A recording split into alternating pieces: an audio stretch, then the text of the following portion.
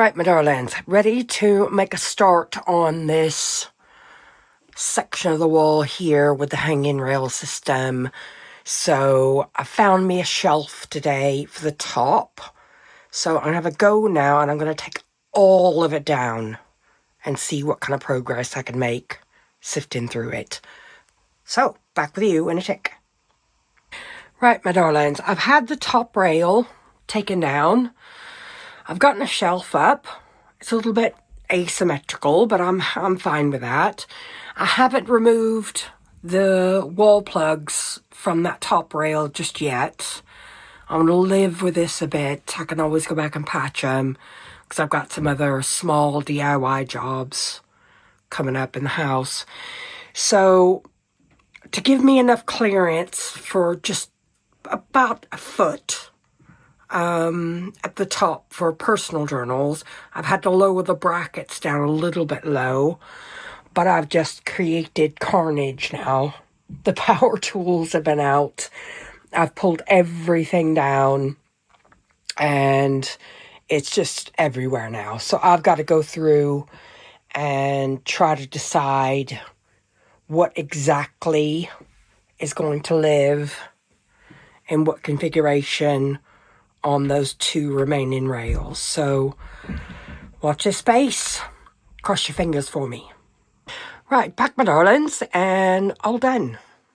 Blitz through everything that I took down off the wall. I've got the shelf up. It's a bit fuller than I expected with my books on there, my personal journals. That greenery that I've got stuck on either side will eventually have to go live somewhere else. But I'm going to have to come up with some sort of bookends to go up there, I think. So I blitzed through the rail, rehomed some things, got rid of some things that didn't need to be there. I've decided to leave some things that I'd spoken about before, like the scissors and the Sharpies. But I'm going to try out the scissors because I never used them before because they were all the way at the top. So paintbrushes, other sort of sculpting tools, some of my specialty pens are squirreled away at the top in my watercolor brushes. My magnet rail I've cleared off, and yeah, I'm quite pleased with how the sort of workspace has come together now. So that's it for this bit. And I've got a little bit of an idea what I want to start next. So I do hope you're still watching, and I hope you're enjoying the collaboration, because I know I am. I've really, really enjoyed the videos and advice from Kara and Dana. So that's all from me. So see you next time. Bye for now. Right, my darlings, the next one I've decided to tackle is my stencils. So this I put in place last year, and it's just a file folder with Polly Pockets. And it's worked so far okay. I know I got stencils missing because I've used them recently and they're drying.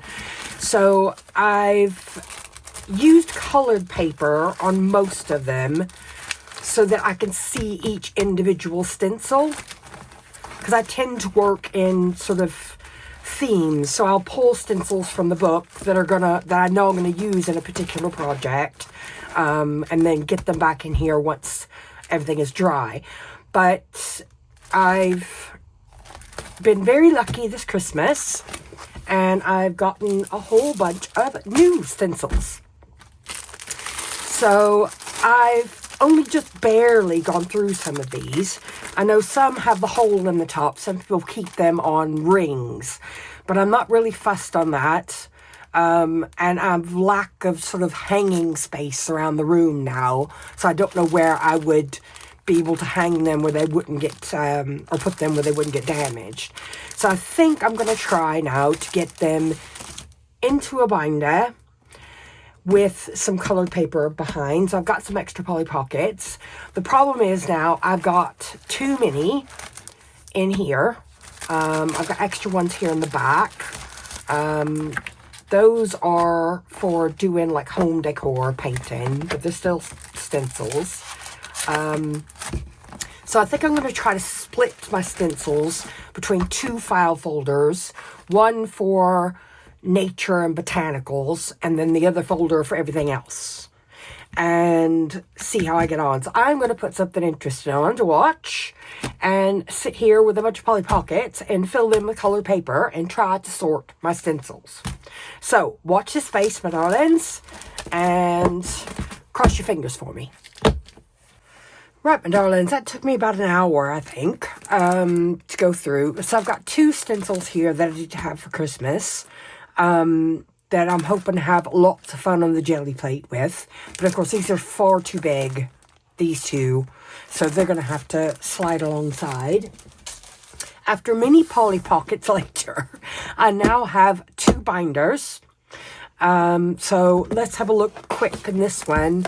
I hope I'm in camera. And as you can see, that stands out quite a bit. I can honestly tell what stencil is which, because that's a used stencil.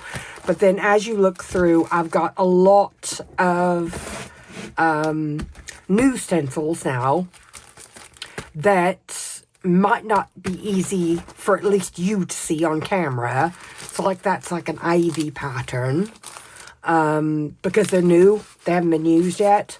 But I've stuck with 1 stencil per side.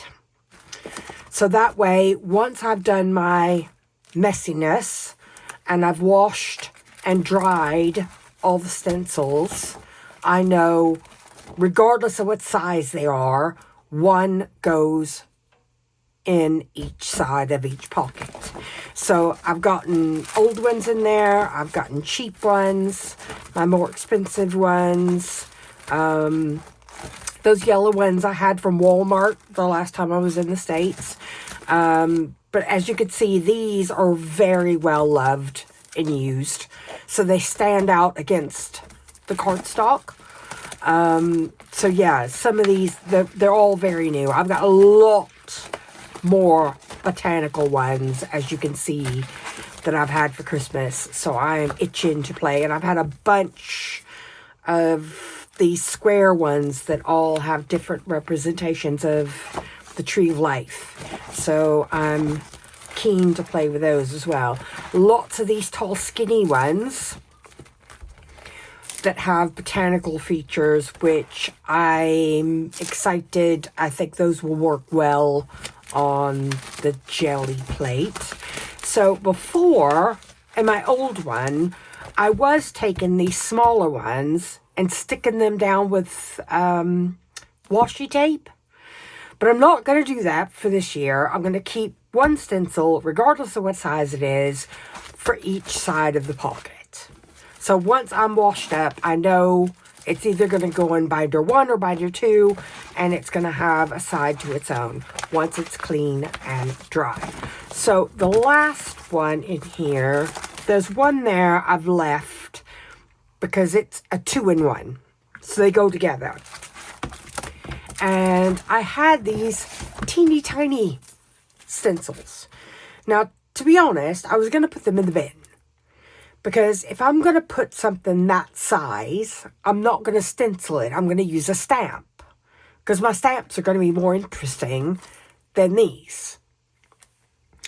But I have left these 5 little baby ones in here. Because I figure as the year goes on, if I do make a spring or gardening themed journal, I'll likely stick those in the journal as a freebie, rather than bidding them. It was only those few. So that's that. And then my other one is now full up with my, pardon me,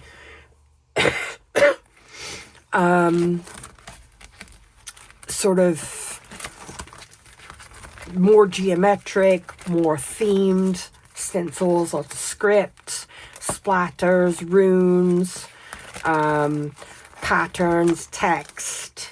That beehive one probably could have gone in the other one, but it's a geometric pattern.